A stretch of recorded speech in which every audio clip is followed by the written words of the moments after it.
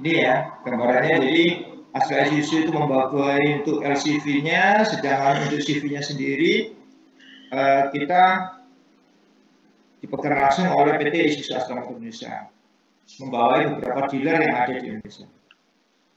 Perjalanan Astra untuk kendaraan Isuzu sendiri dimulai dari kita munculnya Panther ya, terus kemudian Elof kita masuk launching di tahun, jadi awalnya Panther pickup terus jadi di karoseri dari tahun 91, berjalannya waktu tahun 95 kita keluarnya Isuzu Elof ya kan, muncul lagi Borneo, muncul yang Panther yang full CKD ya, sampai dengan sekarang ya kan, berkembangnya waktu ya, muncullah kendaraan variasi-variasi dari beberapa kendaraan passenger. Salah satunya adalah Isuzu MU-X yang kita impor utuh CPU dari Thailand. Ada kendaraan D-Max juga. Untuk di Indonesia sendiri, pabrik kita di Kerawang itu sekarang produksi untuk kendaraan-kendaraan kelas komersial, ya, dari Isuzu Giga yang kita punya sampai dengan Isuzu Traga yang kita ekspor ya ke beberapa negara berkembang di Vietnam, Filipina dengan spesifikasi sudah Euro 4. Ya, karena spesifikasi yang diekspor itu harus Euro 4. Sedangkan yang dipakai di Indonesia sendiri masih di standar Euro 2. Nanti apa Euro itu nanti kita akan sampaikan di materi di terakhir basic untuk mesin. Secara umum ada di semuanya ya. Untuk di mesin kita dari mekanisme katup ada terbagi di tiga tipe ya. Tiga tipe. Ada namanya overhead valve ya. Terus ada overhead camshaft. Kemudian ada double overhead camshaft. Ini dipakai di kendaraan diesel maupun di kendaraan bensin. Ya, masing-masing punya karakteristik tersendiri-sendiri. Ya, kalau OHC itu kelebihan dan kekurangannya seperti apa, kalau overhead valve itu kelebihan dan kekurangan seperti apa, ya kan? Termasuk juga yang double overhead camshaft. Ya. Overhead valve ini lebih dipakai banyak di kendaraan-kendaraan konvensional yang lama, ya, tahun-tahun 2000 ke bawah lah, atau kelasnya masih Panther, inilah, ya. Kalau yang sudah terbaru, di teknologi terbaru sudah mendekati namanya kendaraan-kendaraan teknologi terbaru sudah menggunakan rata-rata overhead camshaft. Ya, malah ada yang double overhead, ya, karena lebih efisiensi, lebih kerugian dayanya lebih sedikit, ya, dengan menggunakan overhead camshaft, karena langsung mekanismenya valve itu ditekan oleh camshaft di atas.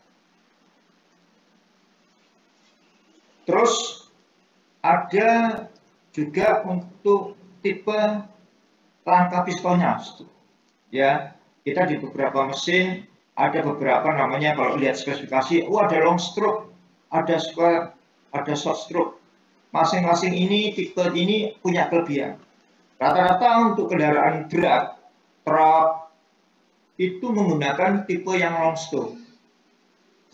Sedangkan kendaraan-kendaraan ringan, mobil balap, mobil penumpang itu menunjukkan short stroke. Untuk square ini beberapa dipakai juga di kendaraan-kendaraan muatan ringan.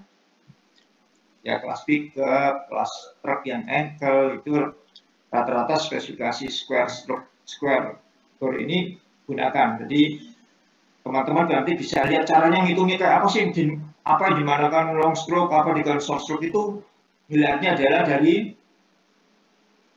ukuran diameter dengan langkahnya. Jadi kalau short stroke itu langkahnya itu lebih pendek, kalau long stroke itu langkahnya panjang. ya. Terus prinsip kerja dari mesin diesel muat langka.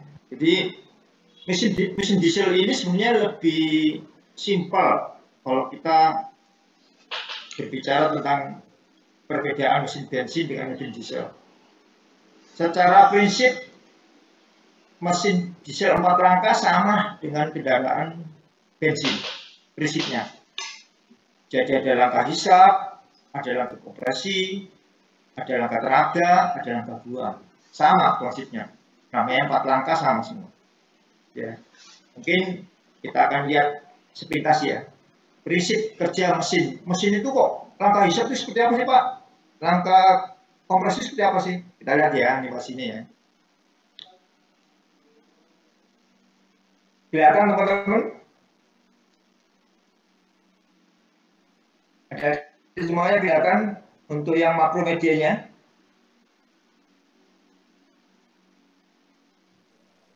Belum jalan kayaknya, Pak. Ya? Belum, Pak. Belum ya? Tapi kelihatan Pak? Sudah. Diesel engine-nya kelihatan? Sudah. Ya. Oke.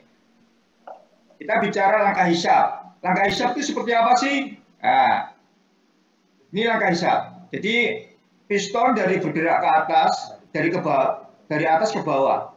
Itu langkah pertama, langkah hisap. Kita ulangi lagi ya. Ya, jadi kita ulangi. Jadi pada saat langkah hisap, namanya valve itu intake terbuka. Ya, piston bergerak dari ke titik mati bawah. Masuk dari katup valve intake. Ya. Posisi katup buangnya tertutup. Setelah langkah hisap ini, langkah apa yang kedua? Ada langkah kompresi. Nah, ini langkah kompresi. Jadi piston bergerak dari titik mati bawah ke titik mati atas. Udara yang tadi dihisap itu dikumpulkan, dikompresikan. Sehingga udara ini bertekanan. Ya. Kita ulangi ya. Pada saat langkah kompresi, ini valve tertutup. Katup buang juga tertutup. Jadi semua katup ini tertutup sehingga udara itu dikompresikan. Ya. Habis itu setelah langkah kompresi, semprotinlah nozzle. Nozzle itu nyemprotin namanya bahan bakar. Jadi nosi, ya kan, masuk ke nozzle disemprotin bahan bakar ke ruang bakar. Posisi katup masih tertutup. Karena kompresi udara tadi bertekanan tadi tinggi, suhunya kan otomatis tinggi banget. Jadi udara silinder itu dimanfaatin mepet, tinggal beberapa volume kecil aja itu akan memanfaatkan namanya udara. Sehingga pada saat disemprotkan terjadinya ledakan. Makanya itulah terjadi namanya langkah usaha. Bergeraklah piston dari atas ke bawah. Sehingga gerakan piston dari atas ke bawah memutar namanya poros engkol. Poros engkol memutar power train melalui roda gila dan kapas kopling ya, ke transmisi ke propeller, baru ke roda. Itu jadinya langkah usaha. Terjadi setelah langkah usaha, apa langkah berikutnya? Ada langkah dibuang. Kan sudah terjadi usaha. Dibuanglah sisa emisi atau gas buang itu. Katup buangnya terbuka, ya kan? Piston bergerak dari bawah ke atas, dorong sisa pembakaran itu keluar ke knalpot. Itu ya teman-teman semuanya ya. Jadi prinsip kerja dari mesin diesel simpel sebenarnya. Jadi nggak usah bingung kendaraan diesel itu susah ya, enggak, gampang kok. Ya kalau kita menganalisa itu mungkin dari sini ada yang ditanya ya. Kalau ada tanya nanti langsung ya, bisa chat, bisa bertanya langsung. Saya lanjut ya. Jadi untuk beberapa mesin diesel kita ada posisi piston, posisi injektornya ada direct injection, ya kan? ada ya, ada ruang. Untuk teman-teman semuanya, ini potongan dari gambar mesin diesel ya. Ya jelas ya. Ini potongan dari mesin diesel ya. Konstruksinya seperti ini. Jadi kalau kita lihat posisi pistonnya, crankshaftnya, gerakan yang tadi, gerakan dari 4 langkah tadi ada namanya firing order, urutan dari pengapian, urutan dari langkah-langkah tadi, sehingga gerakan yang seirama tadi, yang irama tadi ya, 4 langkah tadi menghasilkan putaran yang berkelanjutan. Itulah kenapa mesin diesel bisa berputar. Jadi kalau mesinnya 4 berarti ada urutan pengapian. Oh, nomor 1 dulu. 1, 3, 4, 2. Habis 1, 3 langkah usahanya. Habis itu yang keempat, habis itu yang kedua. Itu urutannya. Sehingga itu dinamakan firing order, urutan dari proses pembakaran. Ya, sehingga putaran force angle ini berjalan 360 derajat. Di dalam mesin ini juga dilengkapi beberapa sistem. Ada sistem pelumasan, ada sistem pendinginan. Ya, kalau sistem pendinginan itu yang hijau. Ya, ada sistem pelumasan. Ya, yang coklat-coklat ini butuh sistem namanya pelumasan. Ya, ya, ada pendinginan, ada electrical system. Kalau electrical systemnya untuk memutar awal. Ya, ada sistem fuel system, ada sistem bahan bakarnya. Jadi dari engine pump, ya, dari pompa injeksi memberikan suplai bahan bakar ke nozzle, ya, ke injektor, disemprotkan ke ruang bakar. Ya, ya, ini semua adalah potongan dari mesin. Kalau teman-teman ini kalau lihat mesin utuh kan dalamnya nggak ada kan nih. Nah, dalamnya seperti ini. Ini konstruksinya untuk mesin diesel. Ya, pelumasan itu prosesnya uli dari bagian bawah karter. Kalau di mobil itu tahu karter itu di bawahnya mesin itu ada kayak tempat untuk tempatnya uli, itu namanya karter ya. Itu dihisap oleh pompa uli melalui oil strainer. Oil strainer itu saringan uli. Saringan uli yang paling bawah yang dekat di karter. Itu dihisap, ditekan oleh pompa uli memberikan tekanan, masuk ke filter uli melalui relief valve. Relief valve ini adalah dia mencapai tekanan ini. Kalau ada tekanan berlebihan dia akan membypass. Jadi kalau seandainya oil filternya mampet, ini akan membypass posisinya ke oil cooler. Jadi dari filter uli ini oli dialirkan ke oil cooler, ya kan? Dialirkan ke oil cooler, didinginkan di sini. Supaya apa? Uli yang masuk ke oil gallery ini kondisinya dingin, bukan panas, sehingga tekanan dan viskositas uli bisa dijaga dengan didinginkan ini. Setelah masuk ke oil gallery, ya kan, dia melumasi. Selain uli itu fungsinya tidak hanya sebagai pelumas saja, juga sebagai pendingin, juga sebagai pembersih, ya. Selain juga sebagai pelumas, sebagai perapat juga, ya kan? Itu fungsi dari pelumas, ya. Dari oil gallery ini dia melumasi ke beberapa komponen-komponen spare part itu, ada yang di kelek, ada yang di gear, ada yang di petal, ada yang di piston. Ini melalui oil gallery, ya. Terus habis itu keluar, dikembalikan lagi ke karter, tempat penampungan. Ini siklus untuk sistem pelumasan. Sistem pelumasan isinya apa aja komponennya? Nih, komponennya ada pompa uli. Pompa uli cara kerjanya seperti ini. Dia berbentuk gear-gear, ya kan? Dari gear-gear ini dia menjadikan vakum dan memberikan pressure. Jadi ada vakum, ada pressure. sisi sebelah sini dia menghasilkan vakum sehingga dia ngisep, sisi yang lain dia memberikan tekanan atau pressure sehingga proses pelumasan berjalan. Ini cara kerjanya dari pompa oli. Isinya pompa oli dalamnya seperti ini, ada bentuk gir-gir ya.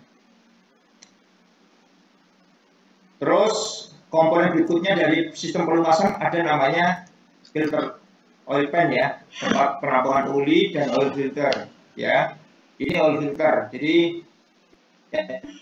tadi saya bilang dari oli pompa di filter dulu, ulinya dibersihin dari kotoran atau jelaga atau material-material yang membahayakan untuk pelumasan. Di filter ya kan?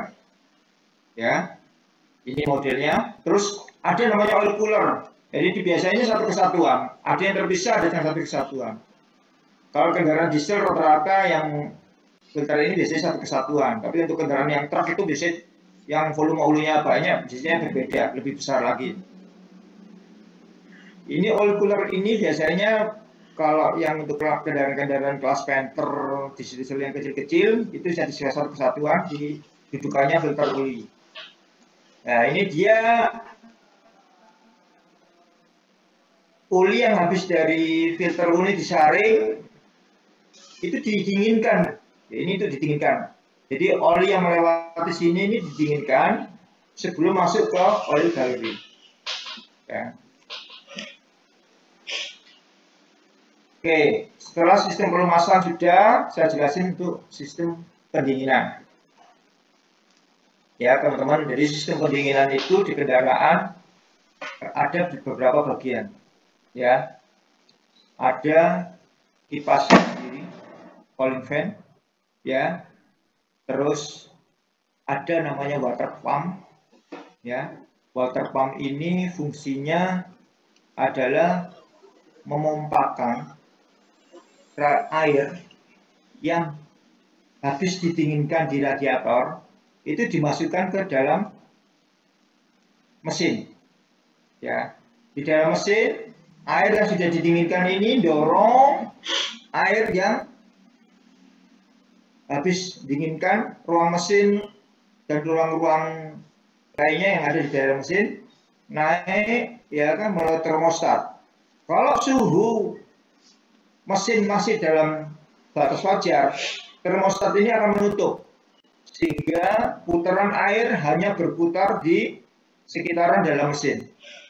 Tetapi kalau suhu mesin sudah sesuai bukaan termostat ini, termostat ini akan membuka sehingga air mengalir ya. Kalau dia sudah bersuhu tinggi, bertemperatur tinggi, air akan dialirkan ya kan, kedorong oleh water pump ini masuk ke radiator. Dari masuk radiator didinginkan di sini. Ya, itu fungsi dari sistem pendingin yang ada di kendaraan. Ya, di sini ada apa? Apa fungsinya reservoir tank? Nah, di radiator ada namanya tutup radiator. Tutup radiator ini berfungsi sebagai valve atau katup. Pada saat air bertekanan tinggi, bersuhu tinggi, dia akan dikeluarkan, ya kan? Kalau melebihi, makanya tutup radiator ini harus sering juga dicek. Kalau dia bekerja normal, maka pada saat bertekanan, dia akan membuka valve-nya ini sehingga air yang bertekanan tadi keluar ditampung di namanya reservoir. Makanya di tabung cadangan air itu isinya nggak boleh penuh-penuh. Kenapa? Kalau diisi penuh, dia akan tumpah. Makanya biasanya diisinya pasti 3/4. Karena kalau ada kelebihan air dari sini, dia akan ditampung di reservoir. Pada saat dingin, terjadilah kevakuman. Nah, kalau sudah terjadi vakuman, ini makanya kenapa tutup radiator harus berfungsi dengan baik, harus benar-benar rapat supaya terjadi vakum sehingga ngisep di cadangan reservoir tadi, air yang di cadangan diisep masuk kembali lagi ke sistem pendinginan di kendaraan. Itu sistem pendinginannya. Oke, ini teman-teman semuanya, kalau kita lihat bagian radiator ya, ada namanya tutup atasnya, ada namanya kisi-kisi, core atau fin tube-nya ini ada. Jadi di dalam itu ada kayak semacam tabung pipi, ya tabung pipi. Di situnya ada pendingin-pendingin dari aluminium. Ini yang fungsinya dia mendinginkan dari hembusan udara dari luar. Sama disipan dari kipas radiator tadi, kipas dari engine tadi, cooling fan. Ini bagian-bagiannya dari radiator. Ya. Terus ini saya bilang tadi tutup radiator bagiannya. Yang saya bilang ada valve-nya ini fungsinya. Pada saat dia vakum, valve ini akan berfungsi. Pada saat bertekanan tinggi, valve ini akan berfungsi. Cara kerja dari tutup radiator. Makanya jangan sepelekan pada saat ini salah satunya. Kadang orang lengah asal nutup nggak rapet banget atau tidak perlu nutup ada kotorannya, maka inilah yang bikin menyebabkan mobil itu bisa overheating. Yang harusnya mobil itu nggak apa-apa jadi nggap ngapain. Ya ini gara-gara hanya hal sepele kadang tutup radiator ini. Oke, saya lanjut ya teman-teman. Sistem pendingin yang lain adalah di bagiannya adalah termostat. Termostat ini semacam kontrol suhu di dalam ruang mesin. Ya, jadi kalau termostat ini bekerja berdasarkan mekanisme suhu. Jadi kalau dia suhunya sudah mencapai titik-titik, ya filamen ini dia akan menggerakkan, akan lemah sehingga pir ini akan menekan, membuka lubang air. Tetapi kalau kondisinya masih dalam suhu temperatur air normal, air hanya melewati lubang kecil yang ada di jingle valve namanya, yang ada di termostat.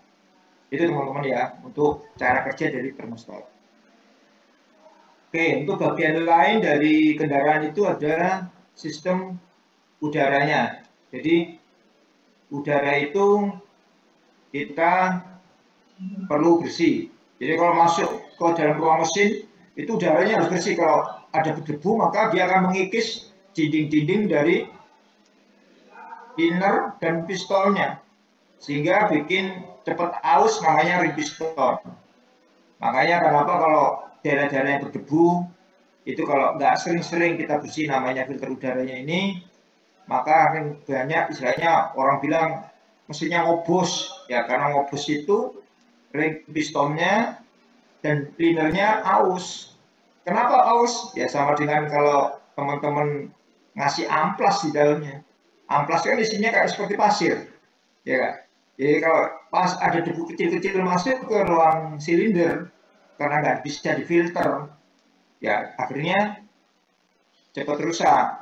Kadang biar enteng pak, dicabut aja filter udaranya. Kalau teman-teman yang suka trek-trekan ini, yang suka main motor nggak pakai filter, enak tarikannya ringan, tapi ya gitu, nggak lama dinding pistonnya akan aus. Kenapa? Ya karena diamplas terus sama debu. Ya sama dengan amplas saja dimasukin di dalam ruang silinder itu. Kalau debu masuk ke situ, itu teman-teman. Ya, itu fungsi penting dari filter udara. Ya, terus dari sistem bahan bakar. Jadi di mesin tadi itu ada tadi ya sistem pelumas, ya kan? Ada sistem pendingin, ada sistem udaranya, sekarang ada sistem bahan bakarnya. Karena prinsip terjadinya pembakaran itu harus ada namanya panas, ya kan? Bahan bakar yang sudah terbakar, ya kan? Jadi sistem bahan bakar ini ya kita mulainya itu dari tangki. Dari tangki bahan bakar yang ada diisi itu di sedimen dulu, dipisahin antara air dengan bahan bakar supaya nggak tercampur. Ya, Kalau sudah dipisahin, difilter di sini, di full sedimeter ini diisep oleh namanya feed pump, ya kan? Feed pump dipompakan ke fill filter, ya. Dari full filter baru dialirkan ke injection pump. Dari injection pump ditekankan langsung injection nozzle. Ini cara kerjanya. Nanti saya kasih flow-nya. Ya, cara kerjanya seperti apa? Oke, ini tadi sistem bahan bakar ya kita bicara ya. Sistem bahan bakar ini di kendaraan diesel ada 2 macam dulunya. Sekarang sudah tambah lagi namanya common rail. Ya. Sistem bahan bakar ada yang tipe inline. Tipe inline itu bospomnya itu rata-rata berdiri gini. Ya, lubangnya ini, lubang yang keluar ini, ya, ini sesuai dengan jumlah silindernya. Jadi plunger-nya itu masing-masing lubang ini bergeraknya. Nanti saya kasih simulasinya. Ya, ini tipe inline. Prinsipnya sama semua. Mau tipe inline, mau tipe distributor, VE maupun common rail. Prinsip di diesel adalah sama. Bahan bakar dipompakan ke pompa injeksi, dari pompa injeksi ke injektor. Tapi kalau nanti common rail berbeda. Dia ada namanya supply pump langsung ke common rail. Dia tekanannya diatur oleh electrical, oleh namanya ECM. Ini kita bicara masalah inline dulu. Tipe mesin bahan bakar yang tipe bospomnya inline. Inline itu yang berdiri sejajar ya, itu inline. Prinsipnya sama tadi ya, dari bahan bakar, tangki, masuk ke sedimator tadi, transparator, terus ke filter ke feed pump ke bospom, ya kan? Masuk, dia ke filter ini lagi masuk ya. Ini masuk ke ruang bakar dikasih tekanan, bekerja, masuk ke injection disemprotkan kembali. Lupa ini kok ada ini. Jadi sisa bahan bakar yang tidak disemprotkan itu akan dialirkan kembali ke tangki. Dialirkan ke tangki melalui filter sini, ya kan? Turun masuk ke injection pump, kembali lagi ke fuel tank. Jadi ini tekanan pengembali. Ya. Cara kerjanya gimana? Kita lihat ya. Nih, ini cara kerja dari injection pump model inline, ya. Kalau teman-teman lihat potongannya dari samping ini, ya, di sini ada namanya tadi lubang inline-nya tadi, ada delivery valve. Delivery valve ini fungsinya untuk sebagai katup, ya kan, menjaga tekanan bahan bakar di dalam injektor supaya sama, tidak bocor, ya. Ada namanya plunger, ada plunger barrel, ada dudukannya itu, ya kan. Ada control rack, itu yang untuk menggerakkan posisi racknya, pembukaan plungernya, ya. Ada control shift, ada pinion, ada camshaft. Jadi ini komponen yang ada di dalam bospom atau injection pump atau pompa injeksi. Cara kerjanya gimana? Ini kita lihat ya. Pada saat bahan bakar diinjeksi, kita lihat ya. Nah ini. Jadi bahan bakar masuk di sini, ya. Ini posisinya di sini ya. Ini ada di sini. Ini posisinya ini. Ini gambaran besarnya, ini gambaran kecilnya. Ya, bahan bakar masuk ke sini, masuk ke dalam posisi plunger. Ya. Terus kalau sudah terisi, nah ini bergerak dia. Dia tekan. Ya. Plunger bergerak ke atas dia. Ini awal munculnya tekanan. Habis gitu, plunger bergerak ke thermal sampai tekanan ini bergerak, ya kan? Sehingga ya saluran barrelnya ini tertutup, tekanannya terjaga. Tekanan ini disalurkan langsung ke delivery valve yang ada di sini. Nah, selanjutnya delivery valve tekanannya dilanjutkan ke nozzle. Ini kita lihat.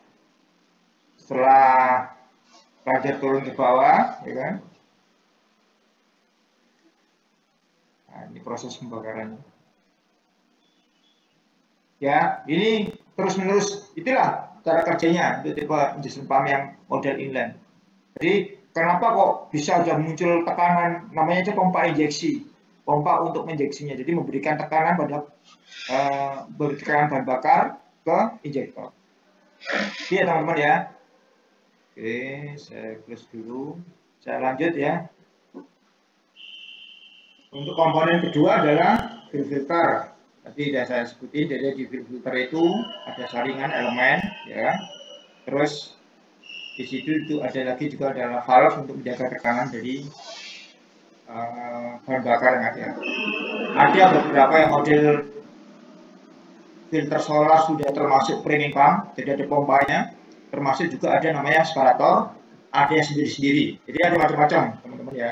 Jadi ada yang aspirator sendiri, ya, sama ada yang satu kesatuan. Ada satu kesatuan yang termasuk premium pumpnya juga. Ini model-model dari filter solar. Yang kedua, tadi saya bilang tadi tipe yang inline. Ini yang kedua adalah sistem distributor atau VE. Distributor ini lebih simpel. Ini yang dipakai di, kalau tadi yang tipe inline itu banyak dipakai di kendaraan-kendaraan diesel truck yang besar-besar, nah, itu pakai tipe inline. Tapi untuk kendaraan-kendaraan penumpang kecil, kayak Panther itu pakainya model ini, model distributor. Lebih simpel, nggak banyak spare part-nya, ya kan? Konstruksinya lebih kecil, sehingga lebih mudah, lebih efisien, ya. Tapi memang masing-masing punya kelebihan dan kekurangannya. Kalau yang tipe inline, ibaratnya plunger-nya mati satu, masih mobil bisa jalan. Tapi kalau ini plunger-nya satu macet, ya macet semuanya, nggak bisa hidup. Kalau yang tipe distributor. Prinsip kerjanya sama.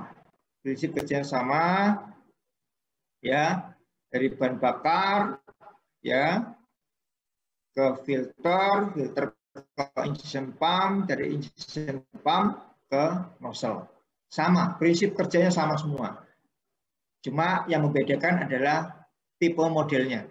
Kita akan lihat ya, tipe modelnya ya. Gimana sih cara kerjanya yang tipe VE ini?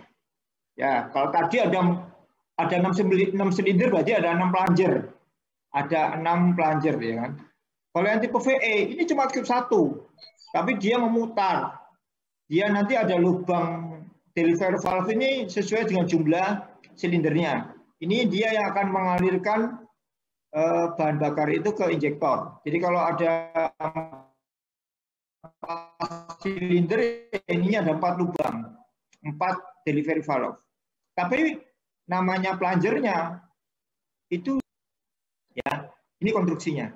Konstruksi untuk yang tipe hose pump atau injection pump yang model distributor atau VE. Ini yang banyak umum dipakai, punya Panther, punyanya ini kayak gini nih, hose pumpnya.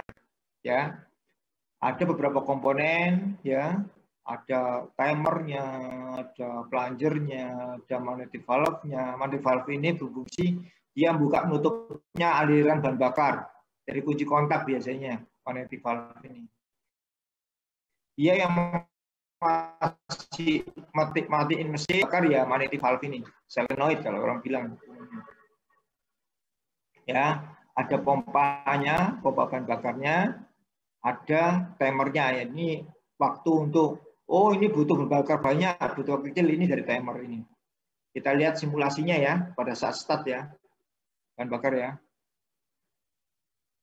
Pada saat putaran idling. Nah, ini putaran stabil ya, di kisaran 800 rpm lah, 500 sampai 800 rpm. Ini bahan bakar. Jadi bahan bakar di-shop dari sini masuk ke sini, ya kan? Ditekan oleh pompa ini memberikan tekanan, ya kan? Masuk ke plunger, dari sini masuk ke ruang plunger ya ini. Dari plunger ini ditekan masuk ke valve. Ini putaran idling. Ini kencang nih. Ini cara kerjanya. Jadi berputar dia. Ini bahan bakar. Masih nyambung teman-teman untuk materinya? Sinyalnya ini kayaknya mulai putus lagi nih. Ya. Terus ini putaran tanpa beban. Ya. Ini putaran tanpa beban.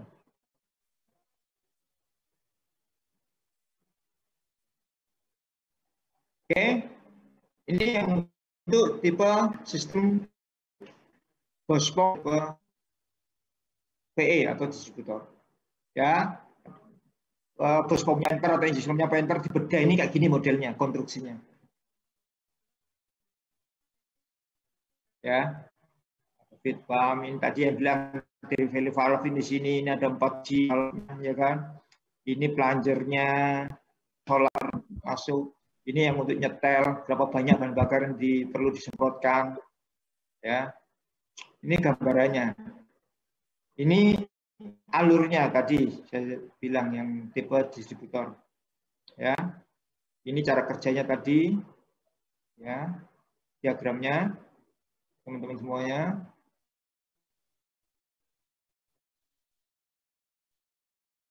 Terus ini yang saya bilang yang racknya masing-masing di silindernya.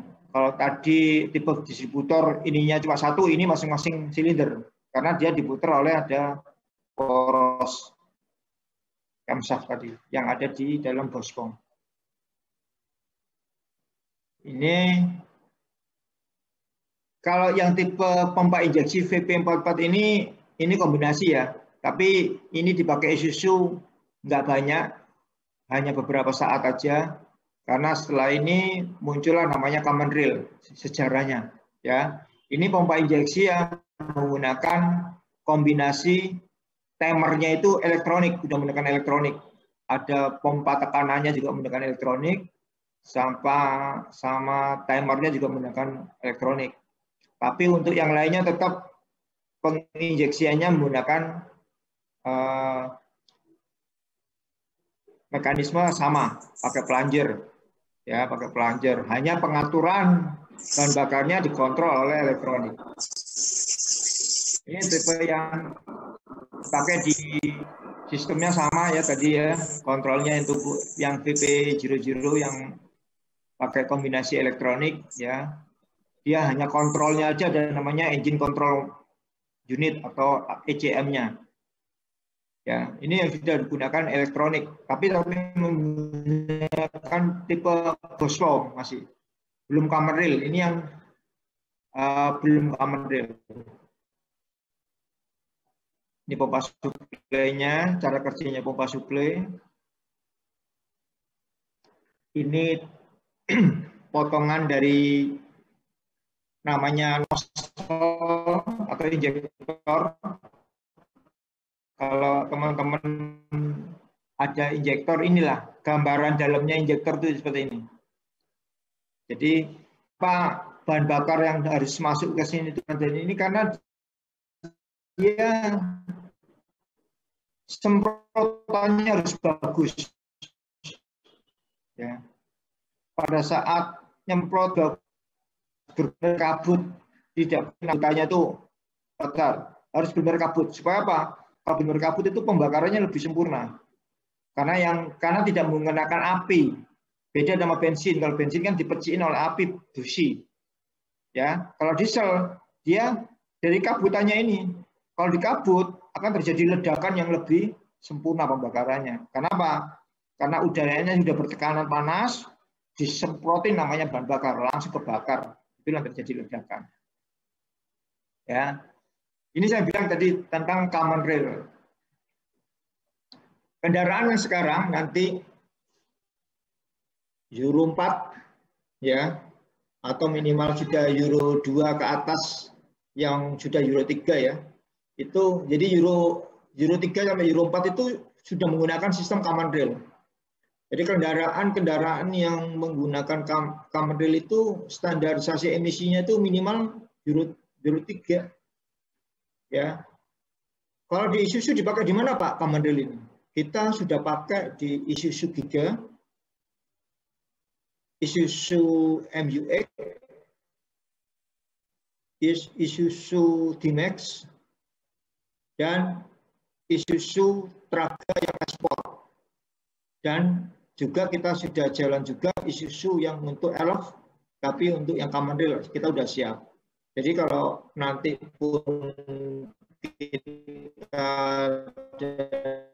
namanya Isuzu, jadi menggunakan sistem yang common rail. Ini cara kerjanya. Prinsipnya sama semua, ya. Dari tangki masuk ke filter, dari filter masuk ke suplai pump. Kalau yang di tipe tapi konvensional tadi ada namanya pompa injeksi. Kalau di tipe common rail ada namanya suplai pump. Dari suplai pump ini dia menghasilkan tekanan, diatur sistemnya semua itu menggunakan jadi bahan bakar masuk keluar itu diatur oleh namanya ECU dan EDU ini. Ada engine control unit ya. Ya. Semua ini diatur secara elektronik menggunakan namanya valve. Ya, semua dilengkapi dengan sensor. Ada fuel ya, rail sensor, ada FRP ya. Banyak sensor-sensor ini, sensor tekanan, sensor suhu, temperatur, ya kan? Itu diatur di dalam namanya common rail ini. Ini namanya common rail itu sebenarnya cuma tabung kecil ini namanya common rail. Tabung ini yang menjaga tekanannya, meningkatkan tekanan di sini. Dari sini dialirkanlah ke injektor-injektor. Injektor ini terbuka, dan kapan terbuka, berapa yang banyak disemprotin, itu dari namanya engine control unit. Ya. Nah, engine control unit ini mendapat masukan dari mana? Dari sensor-sensor yang ada. Ada dari sensor di kecepatan, sensor suhu, sensor udara yang masuk, banyak sensor-sensor yang melengkapi di sistem engine yang menggunakan sistem common rail. Ya. Nanti yang sistem common rail saya akan nyalain dulu, akan saya kasih videonya, gambarannya, ya. Nanti di terakhir ya.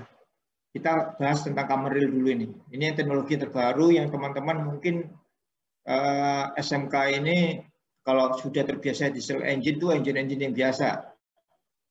Ya. Ini gambarnya tadi ya, yang bahan bakar antara diesel sama bensin, bedanya di mana, ya kan? Rata-rata kalau diesel itu kecepatannya rendah, kalau bensin tinggi, tenaganya besar, kalau bensin kecil, iritan bakarnya itu iritan diesel dari bensin lebih boros, harga, ya, ini sistemnya. Bedanya dengan common rail sama yang konvensional tadi apa sih Pak? Yang inland sama distributor dengan common rail, ini bedanya. Jadi kalau konvensional ini yang pakai inland, pakai distributor, pakai boss pump itu, yang kontrolnya pakai mechanical, jadi berdasarkan putaran mesin, ya. Tetapi kalau common rail sudah komputer semua, sudah menggunakan namanya, jadi makanya untuk kendaraan yang sudah common rail ini nggak bisa diatik sembarangan. Nggak bisa dikotak-atik tanpa menggunakan alat digital. Jadi ya kalau common rail itu lebih safe, mesinnya lebih aman, ya kan? Itu kelebihan dari common rail. Terus kepresisian bahan bakar, irit, ya, emisi yang dihasilkan, kelebihan dari sistem common rail.